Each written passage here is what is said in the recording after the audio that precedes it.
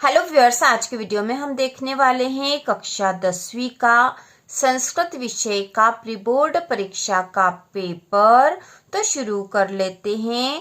तो यह जो पेपर है, सबसे पहले इसमें जो सामान्य निर्देश दे रखे हैं वह है सर्वे प्रश्न अनिवार्य सन्ति और प्रश्नानाम सम्मुखे अंक प्रदत्ता। तो सभी प्रश्न अनिवार्य है और प्रश्नों के समक्ष उनके जो अंक है वो दे रखे हैं। तो ये संस्कृत विषय का पेपर है।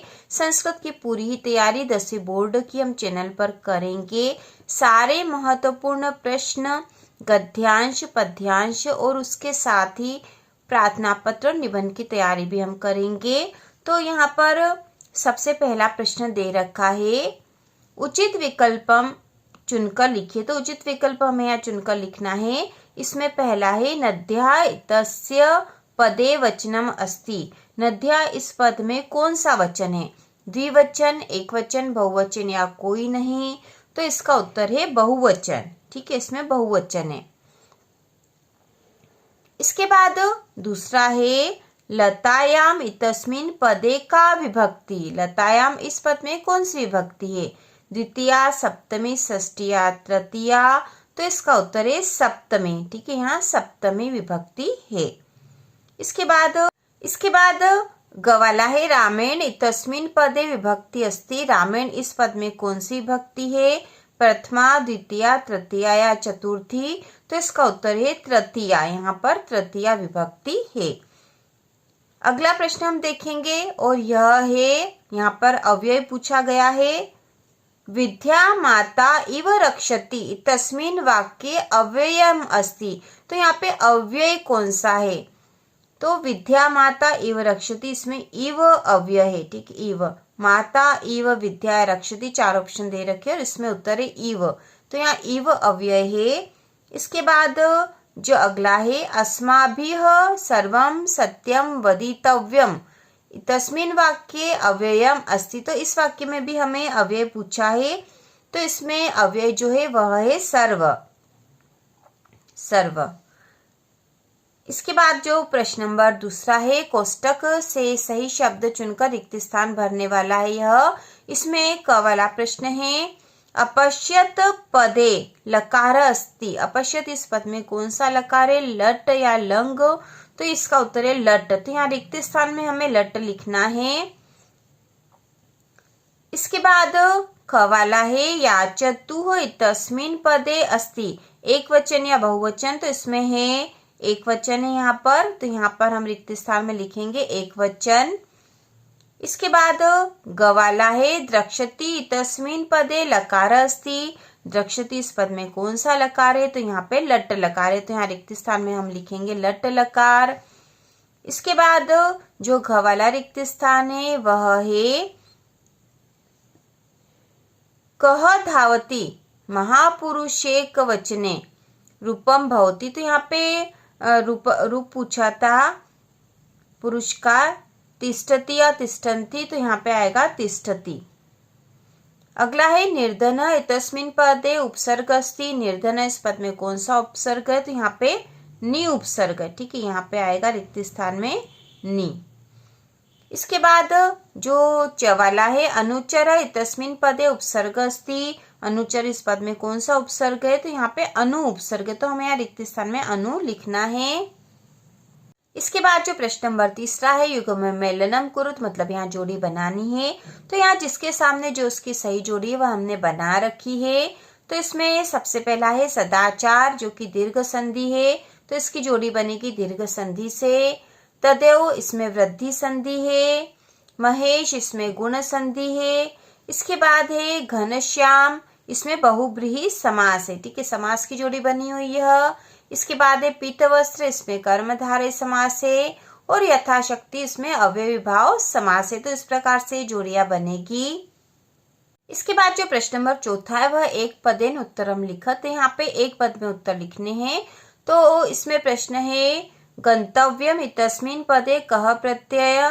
गंतव्यम इस पद में कौन सा प्रत्यय है? तो यहाँ पे तव्यत।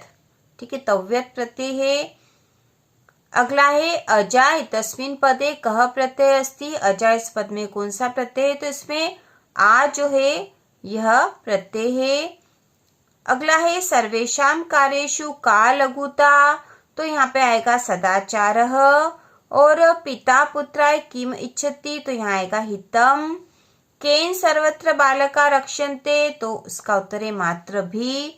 इसके बाद प्रश्न नंबर 5वां है आम न लिखत, तो आम मतलब होता है असत्य, न मतलब है असत्य, तो ये सत्य असत्य ही है। क्वेश्चन इस तरह के, आम मतलब सही, न मतलब गलत, यह भी कह सकते हैं। तो शुद्ध वाक्यानाम समक्षम आम, मतलब जो शुद्ध मतलब सही वाक्य है उसके सामने आम लिखना, और अशुद्ध के सामने हमें न लिखना है।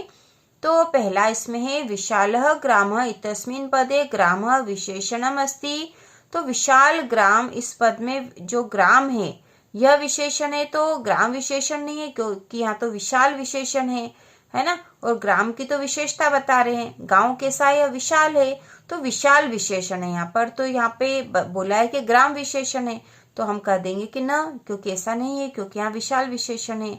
इसके बाद जो खवाला है महान ऋषि पदयो ऋषि विशेष्य अस्ति, महान ऋषि, इस पद में ऋषि विशेष्य है, तो विशेष्य वो होता है जिसकी विशेषता बता रहे हैं, और जिससे विशेषता बता रहे हैं उसको विशेषण कहते हैं। तो महान ऋषि इस पद में ऋषि विशेष्य है, तो यहाँ पर यह सही है, क्योंकि ऋषि कैसे ये महान है, तो यह आम है। इसके बाद जो गवाला है भुक्ति पदे षष्ठी विभक्ति अस्ति, भुक्ति इस पद में षष्ठी विभक्ति है, तो हम यहाँ लिख देंगे कि न, इसमें नहीं है। इसके बाद जो अगला है मृगः पदे पुल्लिंग अस्ति, मृगे इस पद में, मृग इस पद में पुल्लिंग है, तो यहाँ पे है आम, मतलब ये सही है। और असि क्रियापदम लट लकारस्यति, असि इस पद में लट लकार है, तो यह सही, आम लिखेंगे। और इसके बाद है नगरम विशेषण पदम अस्ति, नगरम विशेषण पद है, तो यहाँ पे हम लिखेंगे न, मतलब यह नहीं है। इसके बाद प्रश्न नंबर 6 देखेंगे, तो प्रश्न है माता सुष्ठी किमर्थम स्वगृहे उष्णति रूम, तो इसका उत्तर है कि माता षष्ठी शिशो पालनाय तथा गृह कार्य से सम्यक निर्वहणाय स्वगृहे उष्णति रूम, तो इस तरह से उत्तर प्रश्न उत्तर है। अगला प्रश्न 7वां है यदि राजा रक्षक न भवति तदा प्रजा कथम विलपेत, तो इसका उत्तर है कि यदि राजा रक्षक न भवति तथा प्रजा दुखिता भूत्वा विलपेत। 8वां है वसंतस्य गुणा के सन्ति, तो इसका उत्तर है कि वसंतस्य गुणा हरितिमा शोभा मधुरता उल्लास च सन्ति। 9वां प्रश्न है सरसः शोभा केन भवति, तो इसका उत्तर है सरसः शोभा कमले भवति। 10वां जो प्रश्न है अस्माकं पर्यावरणं किम किम दूषितम, तो इसका उत्तर है अस्माकं पर्यावरणं वायुः जलं भूमिः च इति त्रिभिः दूषितम् अस्ति, धूमः अपशिष्ट पदार्थाः तथा रसायनानि पर्यावरण दूषणस्य कारणाति, तो इस प्रकार से उसका उत्तर होगा। इसके बाद जो प्रश्न 11वां है भी देख लो, तो प्रश्न है रेखांकित पदानि आधृत्य प्रश्न निर्माणम कुरुत, तो रेखांकित पद जो थे उससे हमें प्रश्न निर्माण करने थे, तो यहाँ पर सीधा ही हमने प्रश्न निर्माण कर दिया है। तो कवाला है एतादृशी घटना गढ़वाल क्षेत्रे घटिता, ठीक है, तो यहाँ पे गढ़वाल जो है इस पे रेखांकित था, यह इसके नीचे अंडरलाइन था, तो इसका उत्तर होगा कि एतादृशी घटना कस्मिन क्षेत्रे घटता, तो गढ़वाल के स्थान पर आ जाएगा कस्मिन, और ये प्रश्न बन गया है। खवाला है चातक वने वस्ती, तो इसका उत्तर है चातक कुत्र वस्ती, तो वने जो था उसके नीचे अंडरलाइन थी जो कि हम यहाँ लगा नहीं पाए थे, तो वने के नीचे अंडरलाइन थी, मतलब ये रेखांकित पद था और इसको हटा के हमें प्रश्न बनाना था, तो हमने वने के स्थान पर लिख दिया कुत्र, चातक कुत्र वस्ती, और आखिरी में प्रश्नवाचक चिन्ह आएगा। इसके बाद जो प्रश्न नंबर 12वां है, यहाँ पर ये प्रश्न आएगा कह कम प्रति कथयति वाले प्रश्न यहाँ पर आएंगे, तो ये आप देख सकते हो यहाँ पर। इसके बाद जो प्रश्न 13वां है वह है प्रश्न पत्रे समागतान श्लोकान विहाय स्वपाठ्य पुस्तक से एकम सुभाषितम लिखत, तो एक सुभाषित लिखना है यहाँ पर, मतलब एक श्लोक लिखना है। तो उत्तर है उद्यमेन ही सिद्धयन्ति कार्याणि न मनोरथे न ही सुप्तस्य सिंहस्य प्रविशन्ति मुखे मृगा, तो इसके स्थान पर आपको जो भी अपना सुभाषित याद हो आपकी बुक में से वह आप लिख देना। इसके बाद जो अगला प्रश्न है अधोलिखितेषु अशुद्ध कारक वाक्यानाम शुद्धिकरणीय, तो कोई से 2 करने थे, अशुद्ध वाक्य को शुद्ध करना था। इसमें पहला जो क वाला है, वृक्षस्य पत्राणि पतन्ति, तो यह वाक्य शुद्ध था, वृक्षस्य पत्राणि पतन्ति ही आएगा यहाँ पर, यही लिख देंगे। और ख वाला है पिता पुत्र से सह गच्छति, तो इसका शुद्ध होगा पिता पुत्रेण सह गच्छति। इसके बाद प्रश्न नंबर 15 है, रिक्त स्थानानि पूरयत वाला प्रश्न आएगा यहाँ पर। जैसे यहाँ पर दे रखा समय से सदुपयोग करणीय, यहाँ रिक्त स्थान भरना है। आचारः धर्मः प्राकृतिक वातावरण क्षणम संचरणम, तो ये आप आपकी बुक में से ढूंढ कर लो कि कौन कौन से रिक्त स्थान यहाँ पर आए, रिक्त स्थान में आएगा यहाँ पर। इसके बाद प्रश्न नंबर 18 जो है, अधोलिखितानि वाक्यानि घटनाक्रमानुसार लिखत, तो घटनाक्रम से इसको लिखना था, तो ये घटनाक्रम से हमने लिख ही दिया है सही क्रम। तो सही क्रम है, बुद्धिवती पुत्रयेन उपेता पितुगृहं प्रति चलिता व्याघ्र दृष्ट्वा सा पुत्रो ताडयन्ति उवाच तम व्याघ्रत्रयम् आनेतुं प्रतिज्ञाय एकमेव आनीतवान् जम्बुक हतोत्साह व्याघ्र पुनः काननम आगच्छत, तो इस प्रकार से हमने इसको सही क्रम में लिख दिया है। इसके बाद जो है वाच्य परिवर्तन कुरुत वाला है, कह छायाम निवारयति, ये कवाला है, सो कर्मवाच्य बनाना था, तो छाया के निर्वायते इस प्रकार से बन जाएगा। और खवाला है सह ईश्वरम स्मरंती, कर्मवाच्य बनाना इसको भी, तो इसका हो जाएगा ईश्वर्यः तेन स्मरयते। के बाद जो प्रश्न नंबर 18 है, अधोलिखित गद्यांशम पठित्वा प्रश्नानाम उत्तराणि लिखत, गद्यांश को पढ़ के प्रश्नों के उत्तर लिखने हैं। भयाकुलम व्याधम दृष्ट्वा कश्चित् धूर्तः शृंगालः हसन्ना भवात् कुतः भयात् पलायितः व्याघ्र गच्छ गच्छ जम्बुक त्वमपि कञ्चित् गुड प्रदेशम यतो व्याघ्र मारिति या शास्त्रे श्रूयते तसा तयाहं हन्तुमा रब्ध परम ग्रहित कर जीवितो नष्ट शिंप्रम तदग्रतः शृंगाल व्याघ्र त्वया महत कौतुकम आवेदितम यन्मानुषादपि बिभेषि, तो इस प्रकार से गद्यांश जो दे रखा है। अब इसके नीचे प्रश्न है, श्रृंगालः कीदृशः आसीत्, तो इसका उत्तर है श्रृंगालः धूर्त आसीत्। ख वाला है व्याघ्र कथा प्रहरन्ति दृष्ट्वा, तो इसका उत्तर है व्याघ्र चपेटया प्रहरन्ति दृष्ट्वा। और गवाला व्याधेन किम कुर्वन्ति सा दृष्ट्वा, तो इसका उत्तर है व्याधेन स्वपुत्रो एकैकश खादयन्ति कलाहयमानाम स्त्रियम दृष्ट्वा, तो इस प्रकार से इसके उत्तर होंगे।